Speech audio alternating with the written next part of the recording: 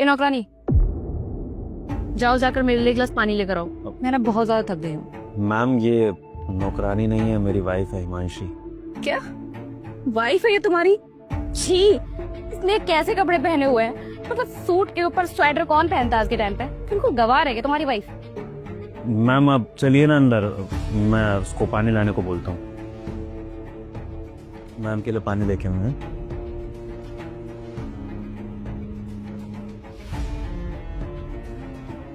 यार वो तुम कितने अच्छे हो, और एक मेरा पति है जो मुझ पर ध्यान ही नहीं देता।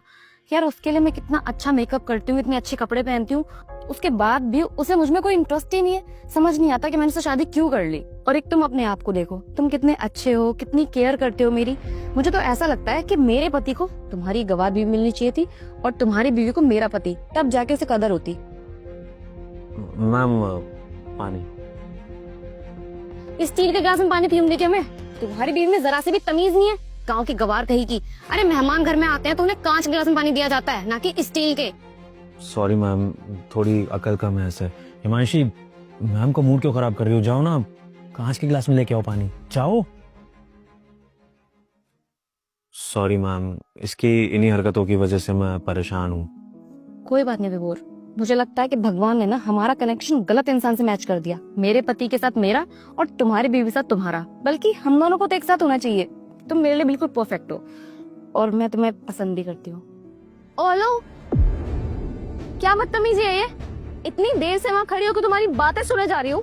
मेरे घर में मेरे पति के साथ तो मेरी आंखों के सामने फ्लर्ट किए जा रही हो। हिमांशी कैसे बात कर रही हो? बॉस है मेरी। बॉस है तो तुम्हारे साथ मेरी आंखों के सामने फ्लर्ट करेगी?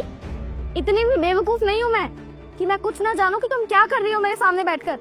देखो अपनी हद में रहो, बॉस हो ना तो बॉस बनकर रहो। वो तुम्हारी वाइफ की इतनी हिम्मत कि वो मुझसे बदतमीजी करेगी, ये जानती नहीं है कि मुझे कि मैं कौन हूँ, और इसकी हिम्मत कैसी मेरे साथ ऐसे बात करने की। मैं जा रही हूँ यहाँ से और ऑफिस में मिलूंगी तुमसे तो। मैम सुनिए, मैम मैम मैम। हिमांशी क्या करा तुमने? मेरी बॉस को नाराज कर दिया। अब मेरा प्रमोशन रुक जाएगा, तुम्हें पता है ना। तुम्हें तुम्हारी प्रमोशन की पड़ी है, तुम्हारी बॉस परेशान हो गई, तुम्हें उसकी पड़ी है। तुम्हारी बीवी क्या महसूस कर रही है तुम्हें उससे कोई लेना देना नहीं है ना। क्यों? जब मेरी बीवी को मेरी परवाह नहीं है तो फिर मैं अपनी बीवी की परवाह क्यों करूं? तो मैंने ऐसा कब कहा कि मुझे तुम्हारी परवाह नहीं है? अगर तुम्हें मेरी परवाह होती ना हिमांशी, तो आज हमें ये दिन देखना नहीं पड़ता। आज मुझे अपनी बॉस को बुलाकर ये सब नाटक नहीं करना पड़ता। ये सब कुछ मैंने तुम्हें सबक सिखाने के लिए किया है। क्या मतलब? हिमांशी क्या कपड़े पहन रखे हैं यार तुमने? थोड़ी तो ढंग की बन के रहा करो ना। मैं तुम्हारे लिए ड्रेसेस लाया हूँ, वो ड्रेसेस पहनो। ये इस तरह से सूट के ऊपर स्वेटर पहन के क्यों रह रही हो? बिल्कुल आंटी लग रही हो। घर में कौन तैयार होके बैठता है? घर में तो सब ऐसे ही बैठते हैं ना।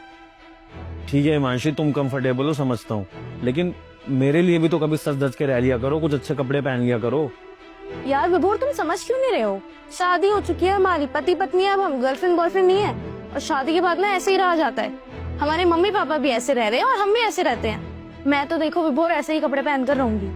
तुम्हें मुझसे प्यार है या मेरे कपड़ों से प्यार है, या तुम्हें मुझे अच्छी ड्रेसेस में देखकर ही मुझसे प्यार होगा? ठीक है, बोलना ही बेकार है। समझता ही नहीं है। अरे तो प्रॉब्लम क्या है विभोर इन कपड़ों में? ऐसे बन के रहना पसंद है मुझे, मुझे कंफर्टेबल लगता है इनमें। हिमांशी, कंफर्टेबल होने में प्रॉब्लम नहीं है। सबको कंफर्ट चाहिए होता है, मैं समझता हूँ। कंफर्टेबल होने के लिए मैं भी कभी कभी लोअर में घूम लेता हूँ, टी शर्ट में वैसे ही घूम लेता हूँ। लेकिन हिमांशी, हमारी नई नई शादी हुई है। मेरे कहने का मतलब ये है कि तुम थोड़ा बहुत तो अच्छे से बन ठन के रह सकती हो। मेरी बॉस को देखो, वो कैसे रहती हैं। और मैं ये नहीं कह रहा हूँ कि तुम मेरी बॉस की तरह वन पीस पहनो या बहुत छोटे कपड़े पहनो, लेकिन एटलीस्ट तुम सुंदर बनने की कोशिश तो कर सकती हो ना। हिमांशु, मानता हूँ कि पति पत्नी के बीच में जो प्यार होता है वो बहुत ज्यादा फिजिकल नहीं होता है, उसमें इमोशनल केयर भी होती है, एक दूसरे का साथ देना भी होता है। लेकिन कभी कभी ना पति पत्नी को एक दूसरे के लिए अट्रैक्टिव बन के रहना चाहिए, क्योंकि अट्रैक्शन भी प्यार का ही पार्ट होता है। अगर मैं तुम्हें देखकर खुश होऊंगा, तुम्हारी सुंदरता से इंप्रेस होऊंगा, तो भी तो तुम्हारे लिए मेरा प्यार बढ़ेगा ना। एंड सेम तुम्हारे लिए भी है। मैं भी कोशिश करता हूँ कि मैं अच्छा बन के रहूं तुम्हारे लिए, ताकि जब तुम मुझे देखो तो तुम्हें अच्छा लगे। और हम दोनों ही एक दूसरे से हमेशा खुश रहे, सेटिस्फाइड रहे, ताकि कभी हम बाहर इधर उधर किसी और को ना देख सके। आई होप तुम मेरी बात समझ रही हो हिमांशी। हाँ विभोर, शायद आप जो समझाने की कोशिश कर रहे हो ना, समझ चुकी हूँ मैं आगे से ध्यान रखूंगी। और आज कहीं बाहर घूमने चले? वैसे भी बहुत टाइम हो गया हमें, हम कहीं गए नहीं है। तुम भी रेडी हो जाओ, मैं भी तुम्हारी फेवरेट ड्रेस पहन कर आती हूँ। ठीक है हिमांशी।